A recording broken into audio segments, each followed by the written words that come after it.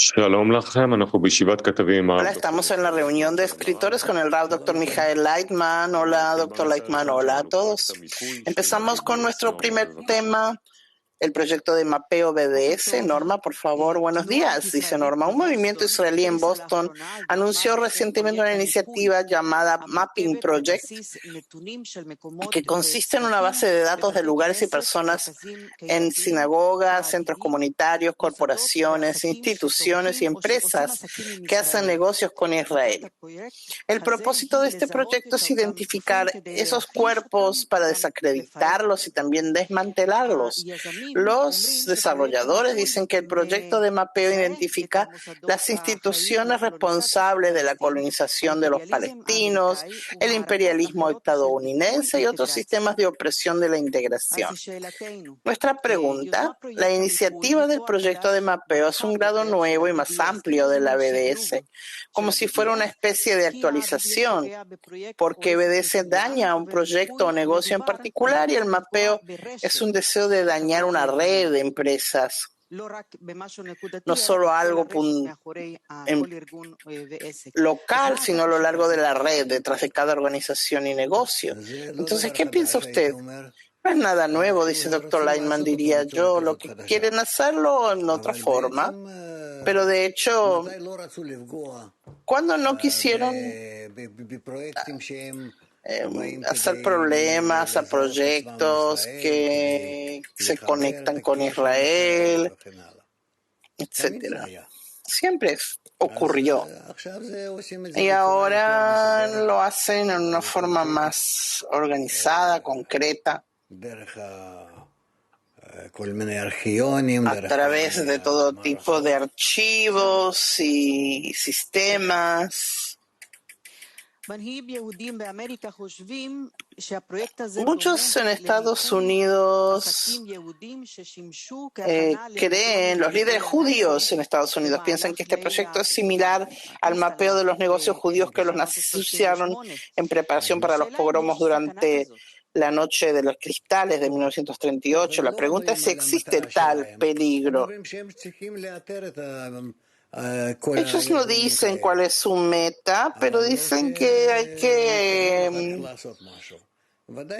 encontrar el modo. El asunto es que ellos van a tener esos nombres y dónde pueden encontrarlos y pueden llevarlo a cualquier lado. No es exactamente que ellos piensan en realidad dañar, hacer problemas, o sea, quizá no físicamente, pero sí cerrar los negocios y empresas, incluso sinagogas. Sí, eso lo sabemos, la BDS, que actúa de esa manera. Hay muchos israelíes y judíos dentro de esa organización. ¿A qué se refiere? Que ellos reciben incluso apoyo de los propios judíos, que hay muchos antisemitas que son judíos y actúan así. El BDS, boicot, desinversiones y sanciones. Un movimiento pro-palestino. Sí, eso es la pregunta que sigue, porque descubrimos una pregunta que no solo admite. En primer lugar, no se sabe exactamente, no se publican los nombres de las personas que están detrás de este proyecto, pero se sabe de quienes que lo quieren promocionar, hablan de todo tipo de ideas y también saben que hay muchos judíos, entonces esto no los sorprende, ¿no? Esto siempre fue así desde... Entre los muchos antisemitas hay judíos también. Y los primeros antisemitas eran judíos. ¿Cómo se explica ese odio propio? Es simple, dice el Dr. Leitman, porque la ideología siempre se incluye de ambas direcciones opuestas, pero las personas que se encuentran en ella son las mismas. Norma, entonces, ¿no cree usted que llegarán a un lugar tan peligroso como pasó en la Kristallnacht, la noche del cristal? ¿Lo lograrán, doctor Lightman? Yo no creo que no puedan llegar, claro que sí. En el asunto del mal, estoy seguro de que el mal puede triunfar y desarrollarse sin fin. Sí. Norma, nuestras luchas están muy relacionadas, dicen los organizadores del proyecto. ¿Cómo puede ser que entiendan que la unidad los fortalece? Y los judíos se niegan a aceptar esa opinión o simplemente no la entienden. Bueno, dice el doctor Landman, lo que ellos digan, eso no me importa. Empezar a entrar a todo tipo de discusiones, ya pasó. Hablar con ellos, yo incluso los recibí, hice algunas charlas con ellos. Son personas que crecen del odio a la conexión con el Creador, del fundamento del judaísmo, que no lo comprenden, que tienen otra comprensión, y de eso reciben fuerzas. Ellos dicen que la policía, el FBI y en las universidades de los Estados Unidos, las organizaciones sionistas, son opresores y que hay que borrarlos. Suena como una intención de crear una anarquía en Estados Unidos. ¿Quién puede beneficiarse de esto? Yo espero que no lo logren, pero realmente tienen mucha fuerza, porque en realidad toda persona, incluso el judío, es antisemita. Y no hay lo que hacer. Solo explicar qué es el judaísmo, qué hay que hacer, qué tiene que hacer cada judío y cada persona.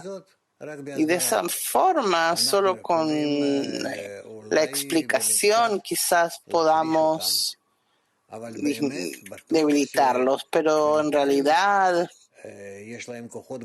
por ahora tienen grandes fuerzas y medios ilimitados. ¿Por qué cada persona es antisemita? Especialmente los judíos, pregunta Norma, doctor Lightman. Principalmente los judíos, porque el verdadero judaísmo actúa para mitigar el deseo egoísta de la persona y dirigir a todas las personas a la conexión.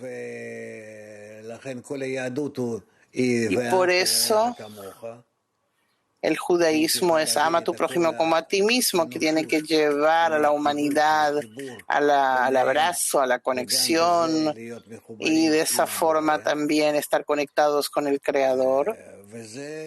Y eso es lo que se le llamaría el enfoque sionista. Pero lo contrario, el separatismo, el odio, la guerra, es lo antisionista.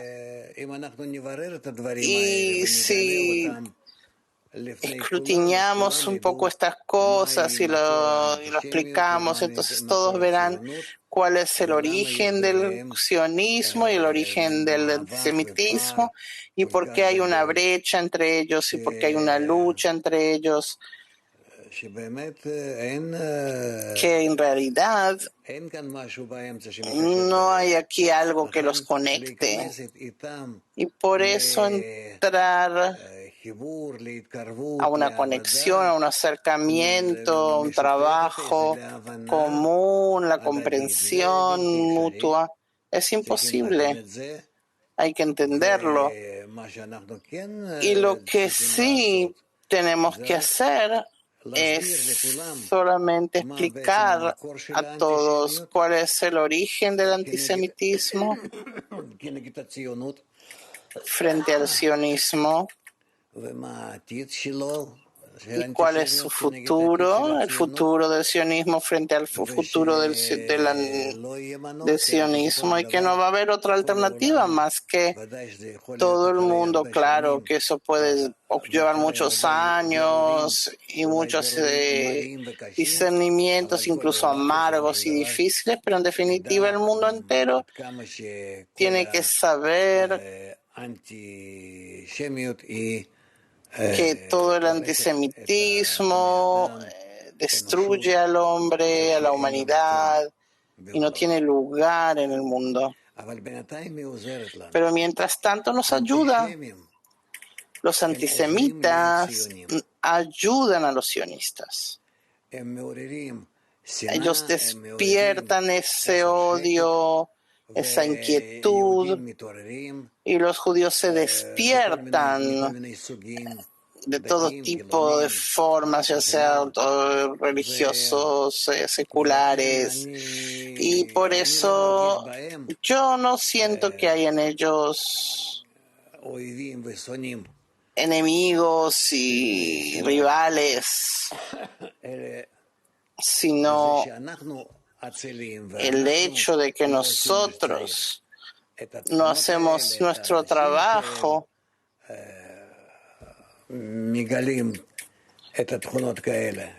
las personas que revelan esas características entre los judíos, a ellos yo los veo como los BDS reales. ¿Y el resto? Pregunta Norma, que usted dijo, toda persona es antisemita. Sí, toda persona, por el hecho de que quiere calmar su deseo egoísta. Por eso es antisemita. Antisemita quiere decir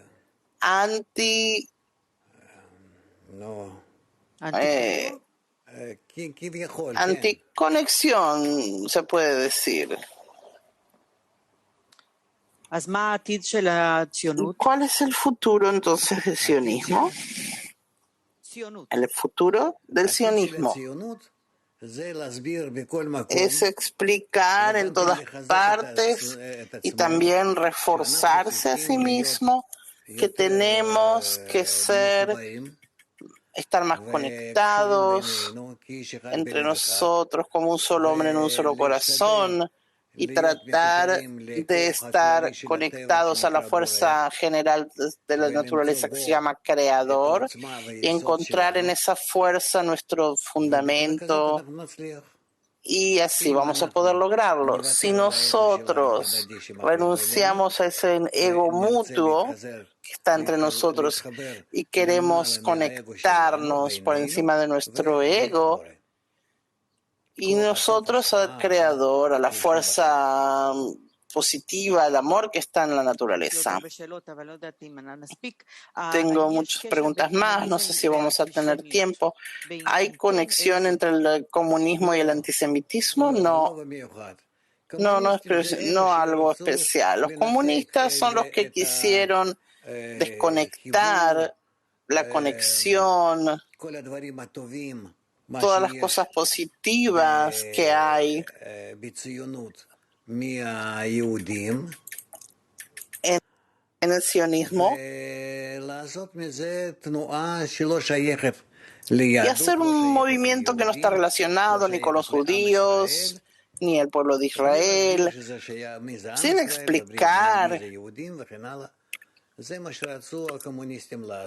quién son los judíos o el pueblo de Israel. Eso es lo que quisieron los comunistas. De alguna manera lo lograron, pero no saldrá de eso nada. ¿Qué red tendríamos que formar para neutralizar este fenómeno? ¿El fenómeno del BDS o del antisemitismo? El antisemitismo y el boicot contra los judíos, sí, ya sea en el Éxodo, en el la diáspora o en Israel. No tenemos que crear ninguna red especial para eso. Lo que tenemos que hacer es crear una red de conexión y amor entre nosotros. Con eso caerán. No tenemos que mirar para ese lado, tenemos que mirar hacia adentro, hacia nosotros, cómo conectar nuestros corazones, nuestros deseos, nuestras pasiones, nuestros propósitos, que haya una sola meta, conectarnos en un otorgamiento mutuo.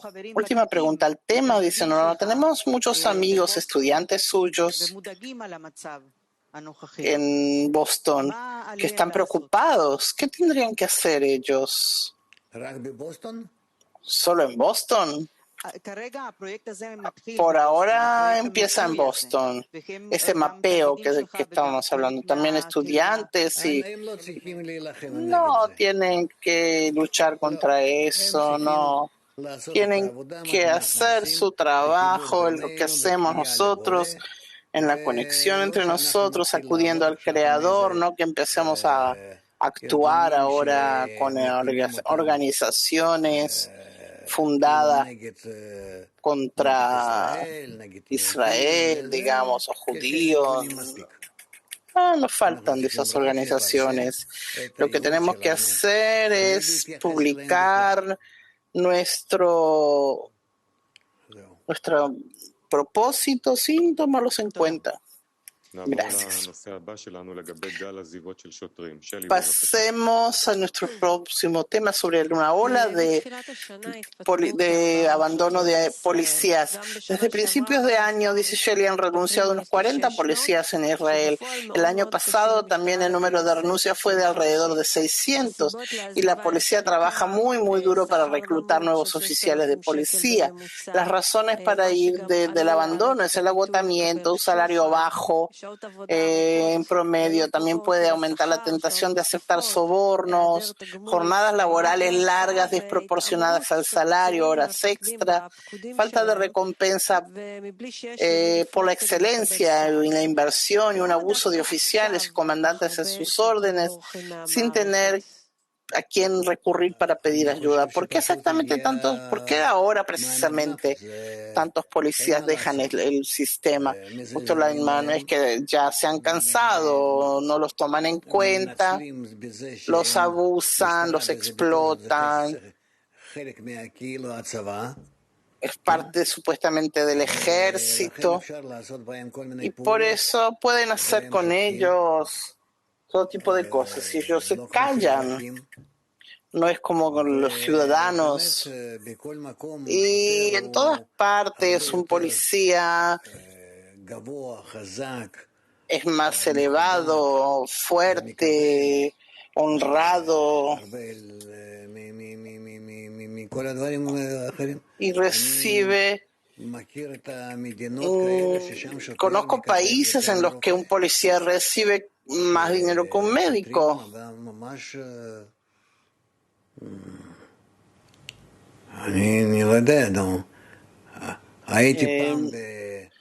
Yo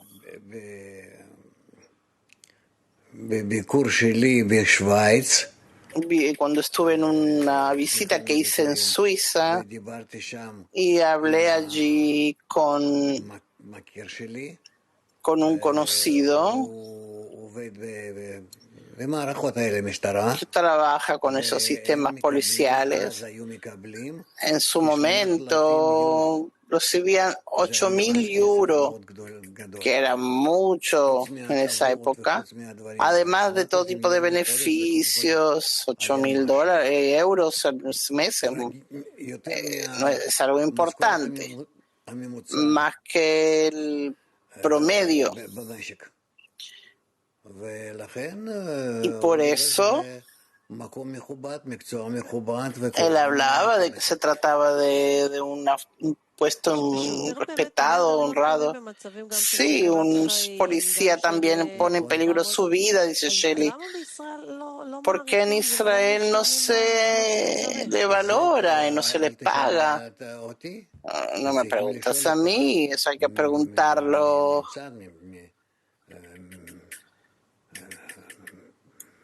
Hay que preguntar a la institución. Yo no sé, pero vemos que eso pasa.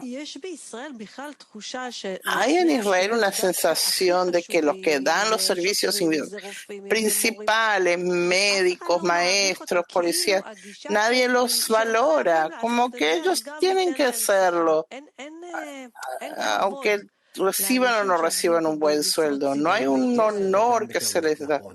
Sí, también hay que darles el honor y también el dinero. Pero ¿qué esto viene de una raíz? Viene del desprecio que tienen en Israel por todo. Y principalmente para quienes están al servicio. ¿De dónde proviene ese desprecio? Porque son tercos.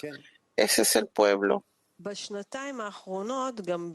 En los últimos 2 años vemos también en los medios, en las redes sociales, un deterioro aún mayor de la actitud de los ciudadanos hacia los policías.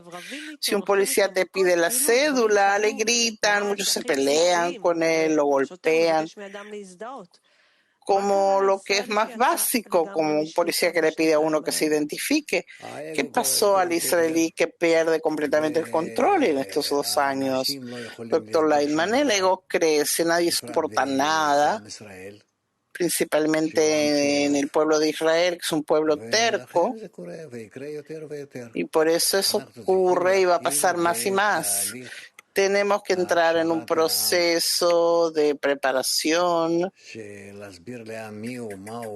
explicar al pueblo qué es, quién es, cómo tiene que actuar, dar más autoridad a los policías, educar a los policías, etcétera. Esto proviene por el hecho de que el israelí no le gusta aceptar ninguna autoridad. Sí, claro, los israelíes no quieren aceptar que hay alguien que está por encima de uno, incluso el creador. Pero digamos, bueno, el creador se puede entender. ¿Eso es bueno o malo que sean así soberbios? Es un pueblo que no tiene santidad. Y sin santidad se comporta así. ¿Qué es un pueblo que no tiene santidad? Que no le tiene miedo a nada, que no respeta nada.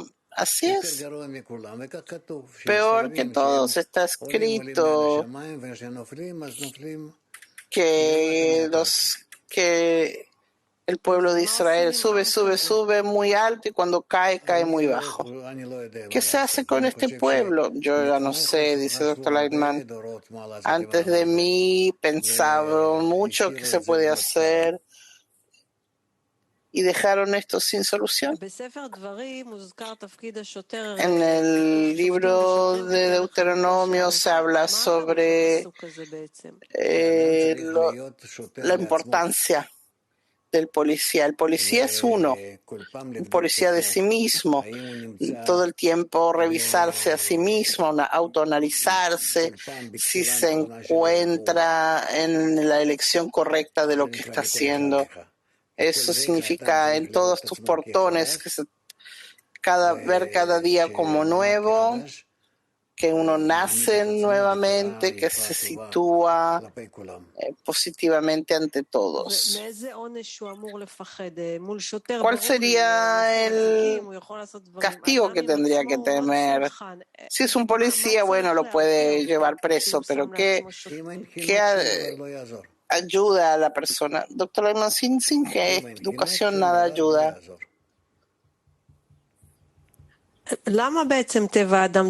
¿Por qué la naturaleza de la persona exige que se le pongan guardias?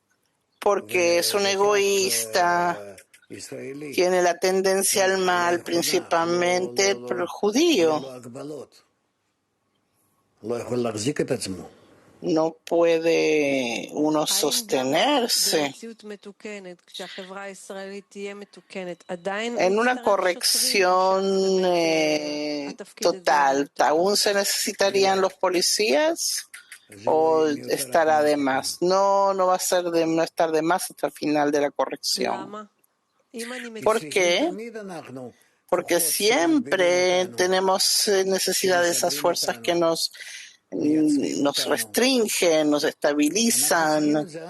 Nosotros lo necesitamos hasta que la tendencia al mal no esté corregida totalmente. Vamos a necesitar policías y guardias. ¿El policía me cuida a mí de mí mismo o cuida a la sociedad de mí? Tú tienes que cuidarte a ti misma y tienes que cuidar a la sociedad de ti. Y en la sociedad así unos cuidan a los otros, como está escrito, pondrás en todos tus portones, en todas tus entradas, en todos los inicios, guardias y policías. Desde el vamos, desde el principio, poner guardias. Sin eso es imposible, porque todos somos un deseo de recibir que va creciendo día a día.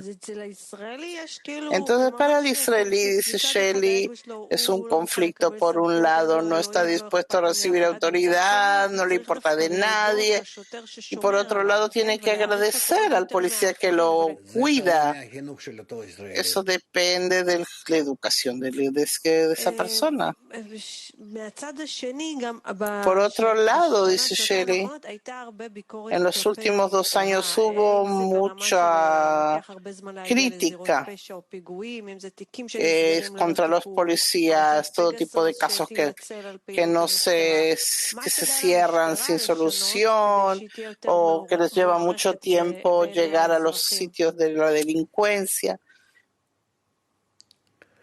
Se necesita educación para todos, para estos y para estos, también para los ciudadanos, también para los policías.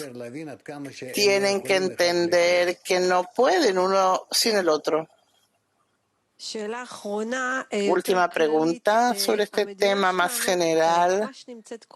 Nuestro país está ahora en protesta, policías, maestras, maestras de jardinera, todos los inquilinos con respecto a los alquileres. ¿Qué está pasando? Hay que cerrar el Estado. Y, dice Shelley, le estamos mostrando al mundo que en la forma en que existimos no podemos crear ni un pueblo, ni una nación. Que somos inteligentes, porque somos tan terribles. Yo no sé por qué, dice el Dr. Lightman. Yo veo resultados que tú me cuentas. ¿Qué sugeriría usted al pueblo de Israel? Solo la educación. Golpes. Gracias. Judy, pasaremos a nuestro próximo tema, otro tema relacionado con la imagen corporal y su conexión con la felicidad. Ayer por la tarde hablamos sobre la belleza interior en el contexto de un artículo de Rabash que leímos, y hay más preguntas sobre el tema, especialmente en el público general. En nuestra generación, Internet y las redes sociales ponen a las personas, principalmente en la generación más joven, en una avalancha de videos para mostrar una persona la actitud simple y natural que debe tener con su imagen corporal. Algunas preguntas generales. ¿Por qué existe una preocupación obsesiva por la apariencia desde el jardín de infancia hasta el fin de la vida? No entendí, explícame. ¿Por qué una persona se ocupa de su apariencia? Sí, en forma obsesiva, dice Rudy. Depende de la sociedad, dice el doctor Lightman. Si la sociedad no pusiera un foco en eso, entonces yo no pondría atención, pero si yo entro en cualquier lado, todos me miran y si soy bonito, limpio, ordenado, por lo contrario, depende de la sociedad, qué es lo que la sociedad busca. Dependiendo de eso, me aceptan o no. ¿Por qué es importante esto para la sociedad? Pregunta Dudi. Porque somos personas. Miramos las cosas exteriores. Si hablas de los animales, también para los animales lo importante, ellos se fijan cuán fuertes son, qué función tienen en la manada. Para nosotros es la apariencia. Es muy importante. La mayoría de las personas que se ven en el espejo no están contentos con su apariencia. ¿Por qué tenemos tanta inseguridad? Porque, dice Dr. Lightman, cada uno quiere ser hermoso y fuerte, alto, deportivo, y eso lo vemos en las películas, en las pantallas, en la televisión, en el cine. Ellos nos inflan con todos esos ejemplos que significa ser bonito, lindo, respetado. Ese es el problema. Si no tendríamos medios de comunicación de los que recibimos toda esa información, no nos afectaría tanto. Entonces, ¿cuál tendría que ser el proceso que tendríamos que pasar para vernos frente al espejo y sentirnos bien con lo que somos? No tengo lo que decir. Eso es lo que decide el entorno. Te puedes levantar a la mañana, lavarte la cara y las manos y ya está. Pero no a la mañana se quiere afeitar. Ya no hablo de cortarse el pelo. La mujer se sienta media hora antes de salir de su casa y mira dentro de su toilette y ver qué se va a poner. Es un drama por sí mismo que nada les sirve. Los hombres también tienen que verse así o verse así. Los zapatos, la ropa, el color, todo. ¿Qué se puede hacer? Esos son los tiempos.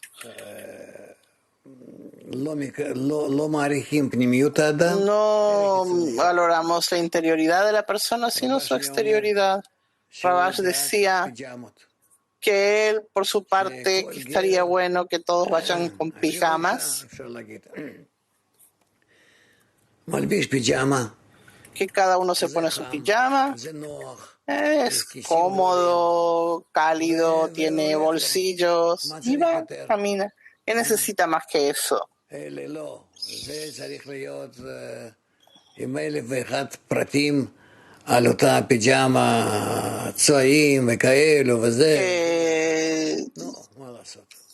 Incluso el pijama ya estaría mirando el color, la forma. Es que es quien busca más la exterioridad que la interioridad y por eso no va a desarrollarse. Sí, estamos como Rabash, estamos a favor de las pijamas. El tema de la apariencia no me interesaría, digamos, si yo viviera en una isla aislada. Claro que no. Eso es lo que leemos sobre las personas que están aisladas, que no se tienen que verse frente a los demás por uno mismo si no lo ven. No le da importancia a su apariencia externa. es solo en relación a los demás. Para el individuo, dice Dudi, uno tiene la capacidad de neutralizar esa influencia sobre su apariencia. No, si se encuentra en la sociedad, no puede. No importa lo que haga, tengo que hacer según los códigos sociales. Sí, claro, porque entonces si no eres, será castigado, ¿no? Le van a decir, no, tú no eres parte. Lo que se respetan en la sociedad tiene que ser respetado por el individuo. Entonces tengo preguntas sobre la apariencia que desde los niños o desde muy pequeños empiezan. ¿Cómo se puede tratar este tema con niños ya? Generalmente a partir de los 3 años, dice el Dr. Lightman. Hasta los 3 años el niño todavía no lo entiende, a partir de los 3 años ya empieza a poner atención y a partir de los 5 seguro. Pero antes de que empiezan esas corrupciones y distorsiones, ¿cómo se le puede presentar el tema de la apariencia corporal en forma correcta? No puedes hacer nada, dice el Dr. Lightman, porque ellos están influidos por las películas, por los libros, por la calle, de todo. Tú no puedes hacer nada al respecto, solo elevar el nivel de la importancia de la persona. ¿Qué significa? Yo quiero inocularlo hacia la vida, a pesar de que va a estar ahora absorto dentro de lo que los medios le presentan. Igual va a quedar expuesto a esa importancia, aunque sea un ortodoxo, ultra ortodoxo, que sea hindú. Hay tantas señales, tantas cosas que uno tiene que cumplir que eso lo atrae. O sea, no hay lo que luchar contra eso. Es una fuerza más alta que todo. Hasta que no cambien los medios y todo eso, no tenemos lo que hacer. ¿Y cuál es el problema? Dice el Dr. Lightman. Esa es la tragedia de la humanidad. No, pero eso produce trastornos, todo tipo de pensamientos obsesivos. Sí, eso pasa un poco después. Y también tenemos que poner atención los adultos para no permitirles que exageren. Porque si no tomas una persona en la calle, le sacas la ropa y ves que están todos tatuados. Hay personas que viven en paz con su exterioridad y eso no les molesta, su seguridad. ¿Qué tienen ellos que no tienen la mayoría? O que ya dejaron ese estado, esa cuestión, o que pasaron por encima.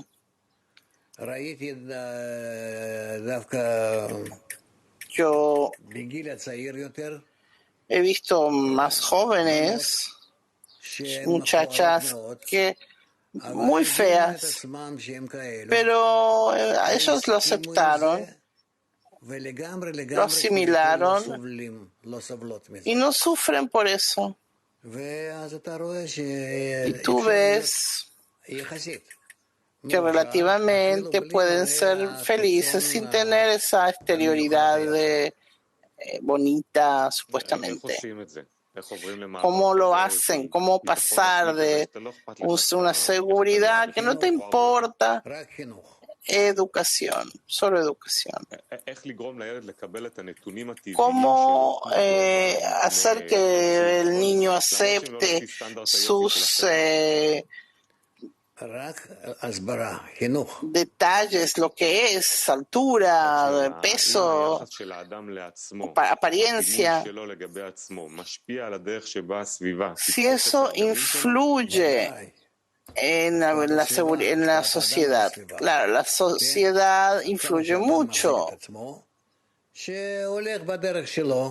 Que uno va en su camino y le muestra que él está contento con lo que tiene. Entonces no lo pueden afectar.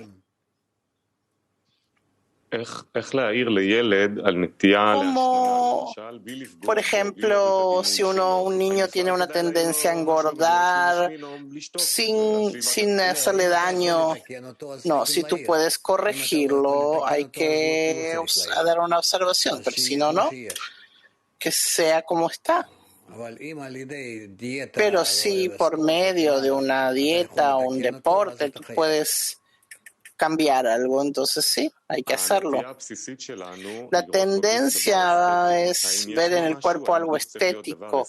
¿El cuerpo tiene que ser algo estético? Sí. En la medida que se acepta en la sociedad, mientras que así se vea en la sociedad, tú tienes que adaptar esa forma de ver las cosas también a los niños que se asimilen en la sociedad. Cada uno según la sociedad en la que se encuentra. Claro, claro. Otra pregunta. Un hombre antes no se ocupaba demasiado de su exterioridad. El hombre era tosco. Relativamente, dice el doctor.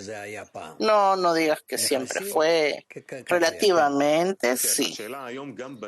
Hoy también el varón está muy ocupado, tienen problemas de alimentación con el vello corporal, están todo el tiempo haciendo ejercicios.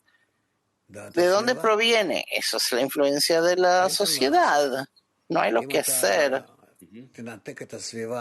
Si tú desconectas al entorno de Hollywood y todas esas cosas, todo cambia. La pregunta es por qué empezó también el público a observar a los hombres, porque hay mucho dinero envuelto. Claro.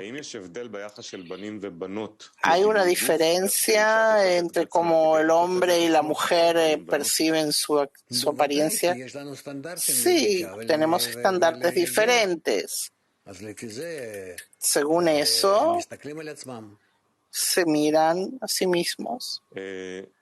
Otra pregunta, hablamos solamente de la educación, que hay que explicarles sobre esto. ¿Qué es lo que hay que explicar? Que uno tiene que ser como es, aceptarse, y el comportamiento tiene que ser positivo.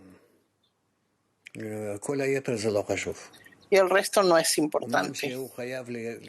Aunque uno tiene que mantenerse en la apariencia de los demás, bonito quiere decir limpio, estético, que cuida su higiene, no tiene que despertar rechazo a los demás.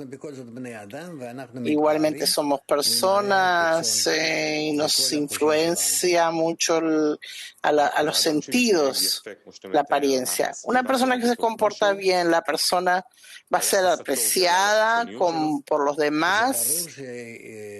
Claro que por parte de la sociedad preferiblemente es que se tenga una buena apariencia. Cuando hablamos de la influencia del entorno, generalmente es un grupo de personas que hacen esas decisiones. Depende del entorno. ¿A qué nos referimos? Yo no me refiero, dice el Dr. Lightman, a la moda, a los salones y todas esas cosas. Yo me refiero a las personas que yo voy por la calle o cuando voy al trabajo y tengo que verme entre ellos en los estándares que me acepten, que no tenga un mal olor o tenga una apariencia que les produce rechazo. La mujer quiere llamar la atención, esa es la naturaleza de la mujer. Tenemos que entenderlo y tenemos que dar lugar a eso. Gracias. Vamos a pasar a nuestro último tema. la atracción del mal. Jaime. Sí, hola, doctor Reitman. Después de una escalada de asesinatos y violencia en Israel y en el mundo, se publicó un artículo detallado en Ynet sobre el tema de la maldad humana. El artículo trató de comprender qué hace que algunas personas sean particularmente crueles. ¿Tiene la humanidad la oportunidad de vencer al mal? Las explicaciones dadas en el artículo oscilaron en la escala entre fisiológico, genético, social, y entre las causas del mal se mencionaron la estructura cerebral, las hormonas, la predisposición genética, la nutrición materna durante el embarazo, el consumo de alcohol, tabaquismo, drogas y más.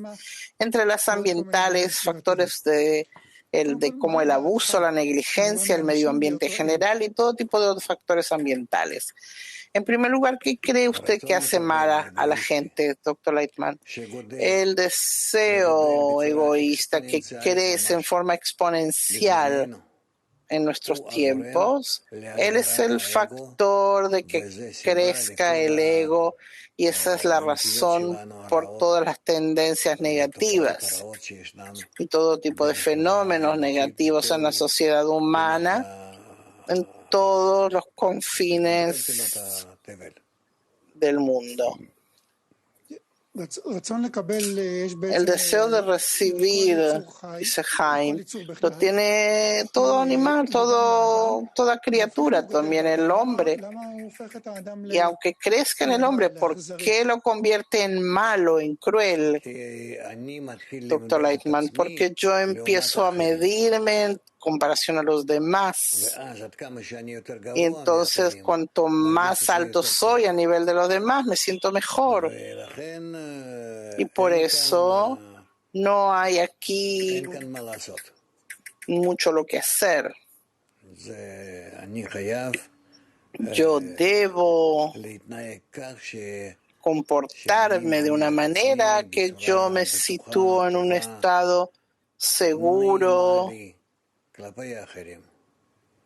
agradable en relación a los demás. Eso es lo que el ego me exige. Y el hecho de que yo quiero estar por encima de los demás por mi deseo egoísta, eso me pone en estado de maldad, si es necesario, dice el doctor Lightman. El hecho de que yo pueda ser malo con los demás es una escala que me demuestra cuán alto, cuán más elevado que yo estoy, me da seguridad, etcétera. ¿Qué diferencia hay entre el mal y la crueldad? ¿Cuál es la diferencia entre la maldad y la crueldad? Dice el doctor Ayman. Quizás hay todo tipo de definiciones sociales. El mal lo tenemos todos, que cada uno quiere verse por encima del otro en alguna medida. Y la crueldad es que yo disfruto al corregir a los demás. No solo eso, también abuso de los demás. Sí. Entonces, es un nivel de maldad, sí, es un nivel totalmente diferente. En el deseo egoísta tenemos muchos niveles. ¿Usted cree que es algo enfermizo o es parte del desarrollo? No es enfermizo, es natural, dice el doctor Lightman. Entonces todos vamos a llegar a eso, todos llegaremos a eso y todos veremos cómo eso se desarrolla en cada uno, el mal en una forma especial, hasta terrible. Doctor Mayan Be'eri Nagar, que es profesora de neurocriminología, apareció en su artículo que dice que existe una especie de contrato social, que no dañamos a los demás y ellos no nos dañan a nosotros. Ciertamente no intencionalmente. El psicópata dice que es una persona que no es empática, explota a los demás en su beneficio y viola el contrato social. Y sabemos cuál es el impacto del medio ambiente. Aún hoy hablamos mucho sobre eso. ¿Qué hace que las personas sean tan malas en realidad? Que se excluyen, dejan de importar el contrato social. Lo importante es dañar a los demás.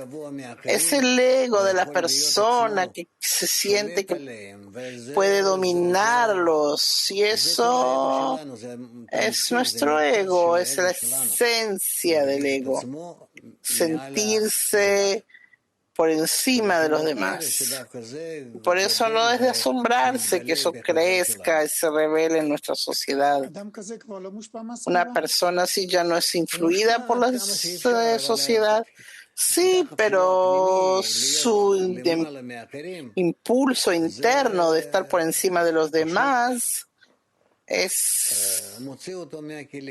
lo saca de sus casillas.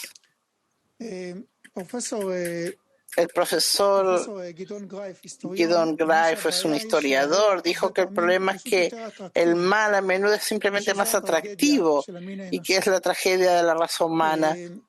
Él también investigó actos de crueldad en el Holocausto y llegó a la conclusión de que, de hecho, no todos los alemanes eran sádicos, sino aquellos que no eran, fueron arrastrados a la atmósfera de los campos de concentración y exterminio, que incluso pudo haber que había una competencia brutal. ¿Cómo es que todo en lo que la gente creció, no importa la base, la educación que recibió, se convierten en monstruos en ciertos ambientes?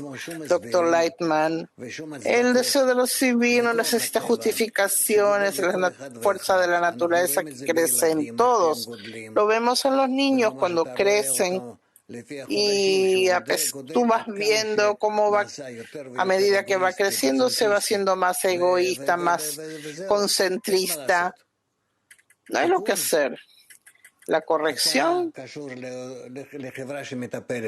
es que estás conectado a una sociedad que desarrolla medios de corrección. Lo que usted acaba de explicar es un crecimiento natural.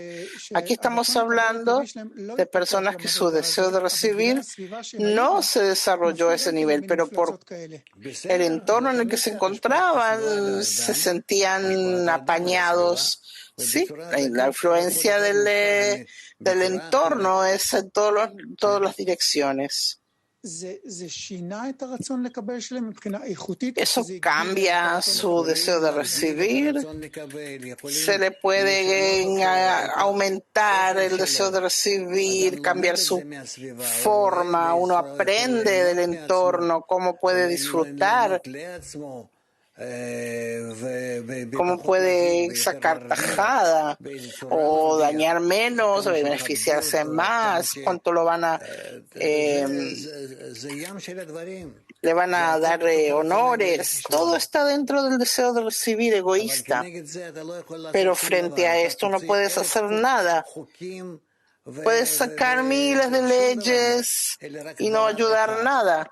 Solamente una cosa, calmar el deseo de recibir se puede únicamente por medio del trabajo social.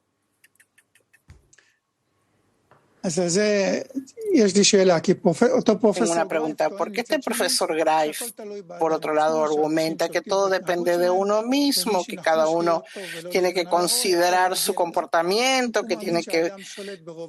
piensa que el hombre mismo controla su estado? Y él cree que no es necesario cantidades de dinero para inversión en ese tipo de cosas, sino que cada uno tiene que aprender a trabajar sobre sí mismo. Yo no creo.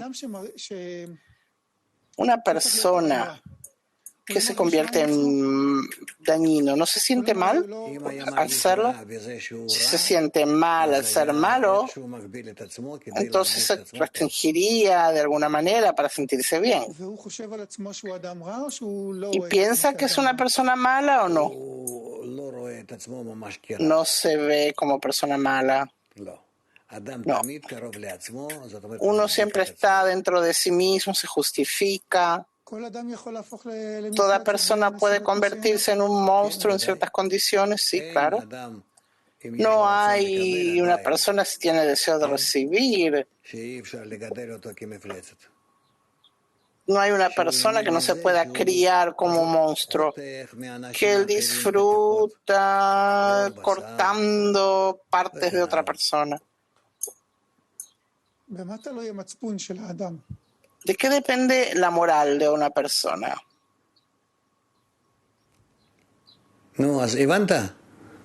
¿Entendiste? Sí, pero ¿de qué depende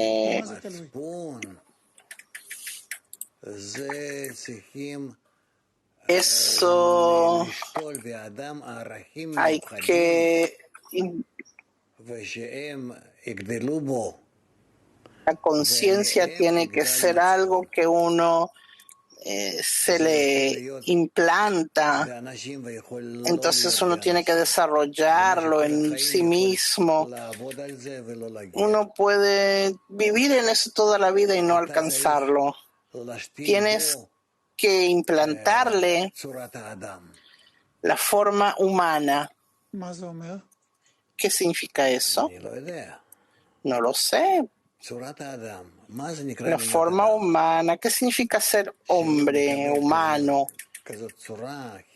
que recibe esa educación, esa cultura, ejemplo, la opinión del entorno, y de acuerdo a eso,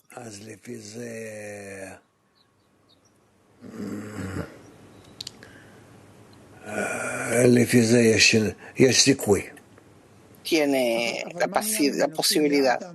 Pero ¿en qué se convierte? Que quiera ser como el Creador, que quiera ser bueno con todos, que quiera conectar a todos para el bien de ellos. Esa es la forma del hombre. ¿Cómo se le implanta ese tipo de conciencia?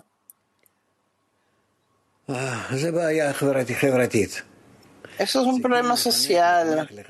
Hay que educar varias generaciones para que después que actúe dentro de esas generaciones, no hay que dejar, sino continuar todo el tiempo, mantenerlo latente. O sea, es un proceso educativo continuo que va a formar en la persona una serie de valores llamados humanos. Eso es todo. Bien, gracias. Gracias, doctor Lightman. Una conversación fascinante hoy. Gracias, suerte. Y tienen lo que hacer. Pero ya tienen en las manos el método, el poder para hacerlo. Suerte.